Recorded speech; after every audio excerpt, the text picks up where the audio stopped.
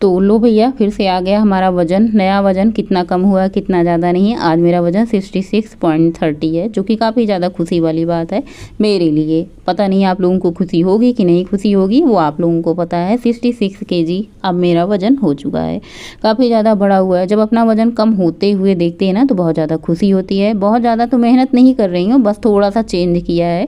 मतलब अभी आजकल मैं एक्सरसाइज कर रही हूँ, जिसकी वजह से मुझे लग रहा है। और बहुत ज़्यादा मैं बाहर का नहीं खाती हूँ, आप लोगों को पहले से ही पता है। जो घर में बनता है उसमें भी मैंने कटौती कर रही है। अपना टाइम टेबल बदला, जैसे खाना खाने से पहले 2 गिलास पानी पीना, खाना खाने के तुरंत बाद पानी नहीं पीना, ठंडा पानी तो बिल्कुल पीना ही पीना नहीं है। तो इस तरीके से मैंने कुछ अपना रूटीन किया। सबसे पहले आज सुबह सुबह उठ करके मैंने स्नान किया।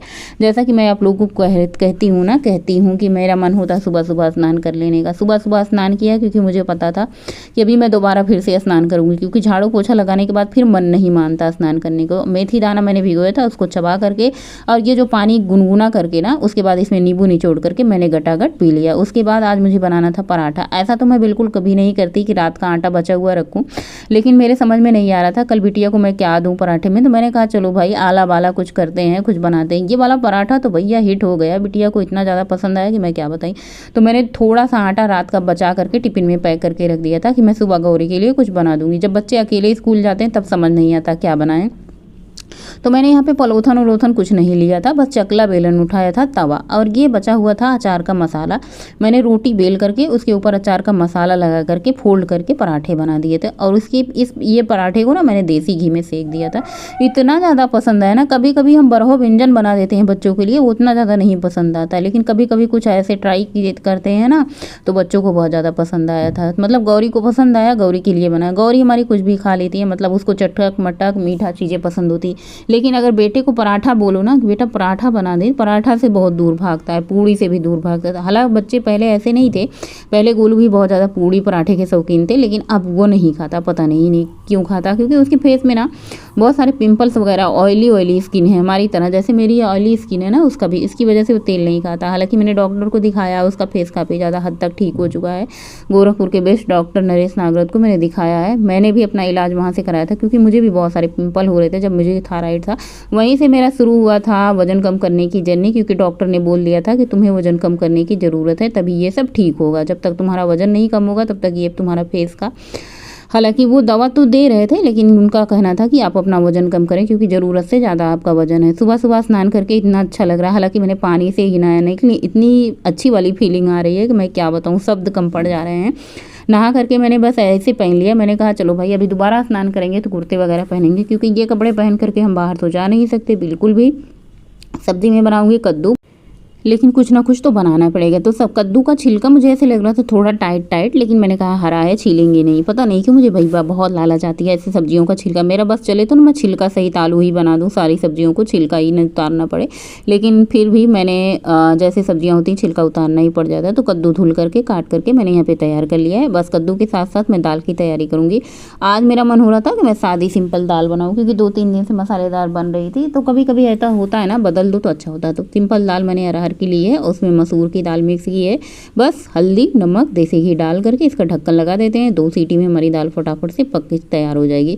तो चलिए दाल की तैयारी करके सबसे पहले एक तरफ मैं दाल चढ़ा देती हूँ, दूसरी तरफ कढ़ाई चढ़ा करके सब्जी छोंक देती हूँ। तो सरसों का तेल डाला है, इसमें मैंने पंचफोरन डाला है, कसूरी मेथी डाल देती हूँ, सब्जी में अच्छा लगता है। उसके बाद अदरक लहसुन को मैंने ऐसे क्या करते हैं ना, कूट लिया था। कूटा हुआ यार अदरक लहसुन ज़्यादा अच्छा लगता है, पीसे हुए अदरक लहसुन से ज़्यादा अच्छा लगता है कूट करके जब सब्जी में डाला। उसके बाद इसमें प्याज हरी मिर्च डाल दिया था। कटा हुआ कद्दू किस किस को पसंद है भैया, मेरे घर में थे, मुझे बहुत ज़्यादा फेवरेट है मेरा कद्दू। हाँ बच्चों को बहुत ज़्यादा कम पसंद आता है, लेकिन वही बात होती है ना, अगर मैं कोई भी सब्जी बना दूँ, दाल बना दूँ, तो बच्चों को पसंद आना ही आना है। पता नहीं क्यों, कैसे कैसे कहते हैं, किसी किसी के हाथ में ऐसा जादू होता है। जब भी मैं खाना खाती हूँ मेरे दिमाग में एक आइडिया आता है, क्यों ना इसका एक मतलब ये हो कि भाई बहुत सारे लोग खाएँ, और एक बिजनेस का आइडिया जो होता है ना, उस तरीके से मेरे दिमाग में आता है क्यों ना इसका हम बिजनेस कर लें। तो ऐसे होता है कभी कभी मेरे दिमाग में, कुछ अच्छा छोला भटूरा बना देती हूँ, क्यों ना इसका बिजनेस कर लें, चाट बना देती हूँ, क्यों ना इसका बिजनेस कर लें, ऐसे मेरे दिमाग में आता है। इसमें मैंने उबले हुए थोड़े से काबुली चने डाल दिए थे। उसके बाद इसमें अमचूर मसाला, धनिया, सौंफ, जीरा का मसाला इसमें मैंने डाल दिया है, जो घर का होममेड मसाला होता है। ये होममेड मसाला मैं बना के रखती हूँ। सब्जी पक जाने के बाद इस मसाले को डालो ना भाई वाह क्या स्वाद आता है। ये सौंफ, धनिया, जीरा, अजवाइन, मेथी, मंगरेल और क्या कहते हैं काली मिर्च, ये सब पीस करके मैं एक डिब्बे में रखती हूँ। ये फैट कटरिंग का भी काम करता है। सब्जी में ऊपर से डाल दो तो भी बहुत टेस्टी लगता है। धनिया की पत्ती ज़्यादा नहीं थी तो मैंने यहाँ पे बाउल में ऊपर से डाल दिया है, सब्जी में नहीं डाला। सब्जी ऑलरेडी ख़त्म हो चुकी थी, बस कद्दू ही बचा था। तो मैंने कहा था 1-2 दिन सब्जी और चले, जब तक पूरी सब्जी फिनिश ना हो जाए, फ्रिज पूरा खाली ना हो जाए, तब तक सब्जी आना नहीं चाहिए। उसके बाद दूध आया था। आज मैंने दूध आजकल 2 ही पैकेट आ रहा है क्योंकि उतनी ज़्यादा खपत नहीं हो रही है। मैं दूध भी आजकल बंद कर दे रही हूँ। मैं से पहले दूध रोटी खा लेती थी लेकिन बंद कर दिया है, तो इसलिए दूध ज़्यादा खपत नहीं हो रहा। तो मैंने कहा 2 ही पैकेट लाना, जब ज़रूरत होगी तब आ जाएगा।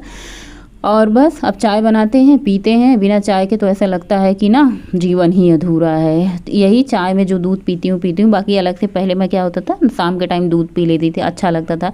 लेकिन वही कहते हैं ना कि धीरे धीरे मैं कुछ आदतों में चेंज ला रही हूँ, जिसकी वजह से मेरा वजन कम हुआ है। 66 kg हुआ है। अब आप 66 हो ना, लेकिन आप 60 के दिख सकते हो। बोलो कैसे?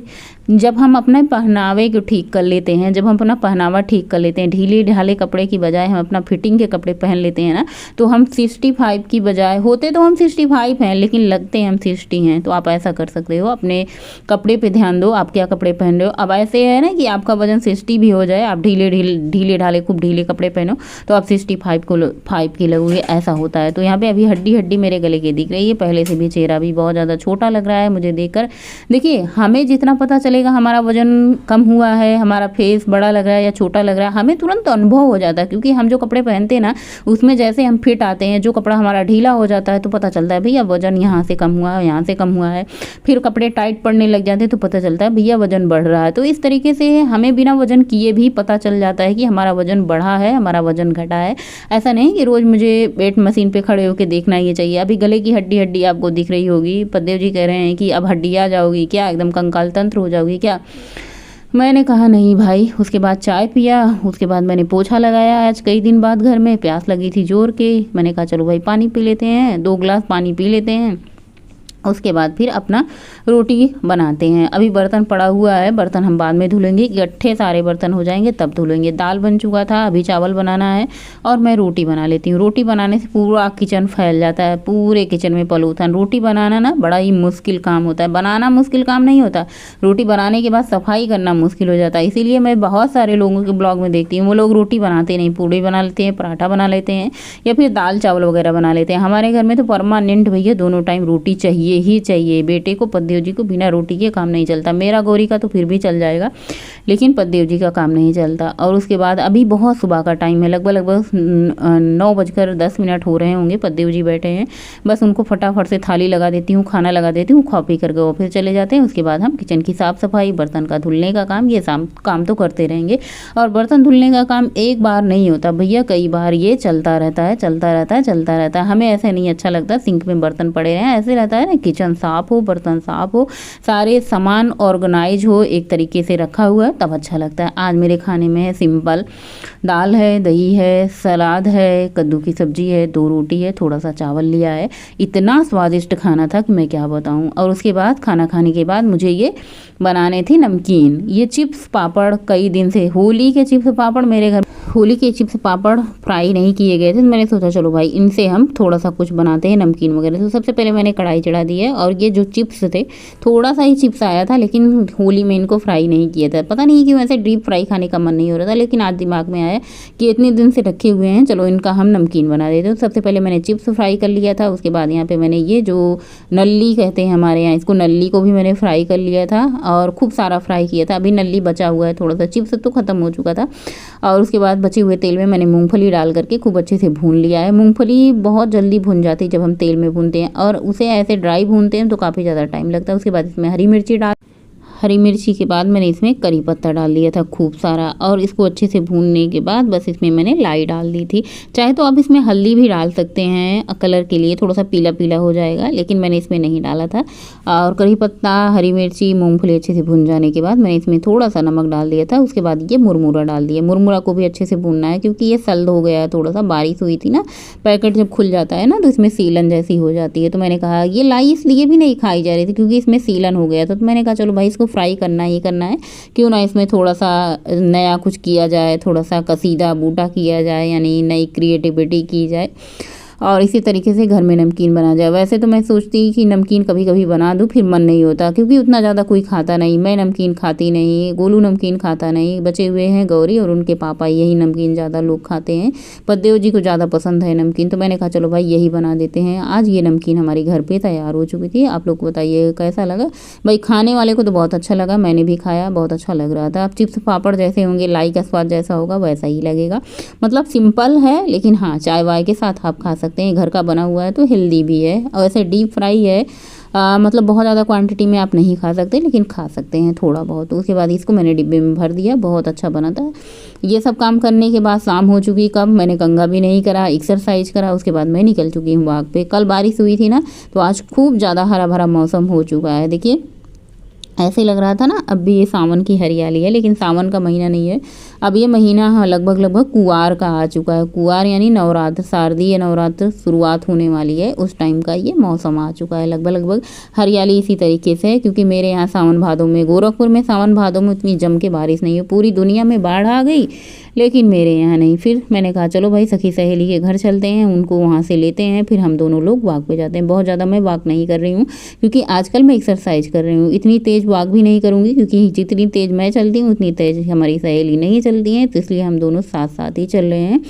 वॉक जो होता है ना, आप अकेले करो तो ज़्यादा अच्छे से कर पाते हो, क्योंकि अकेले में आप जितना मर्जी उतनी तेज़ वॉक कर सकते हो। वॉक करने का मतलब ही होता है कि आप तेज़ वॉक करो, लेकिन कभी कभार क्या होता है ना, सहेली लोग के साथ भी घूमना चाहिए, वॉक करना चाहिए। तो यहाँ पे मैंने और मेरी सहेली ने 2 चक्कर लगाए। आजकल मुझे अपना फेस काफ़ी ज़्यादा ठीक लग रहा है, फैट भी कम लग रहा है। रात शाम को आने के बाद मुझे थोड़ी थोड़ी भूख लगी थी, तो ये किशमिश और बादाम मैंने पूरे दिन में नहीं खाया था, ये रखा हुआ था। मैंने कहा चलो भाई यही खाया जाए, आज हमारा यही डिनर होगा, क्योंकि शाम के टाइम मैंने मुरमुरा और चाय पी ली थी। फिर उसके बाद अभी वॉक से आने के बाद मैंने सोचा चलो ये किशमिश खाते हैं। तो सबसे पहले इसमें किशमिश बच्चों को देते हैं 4-4, और 4-4 5-5 बादाम सबको देते हैं, सबके लिए भिगोते हैं।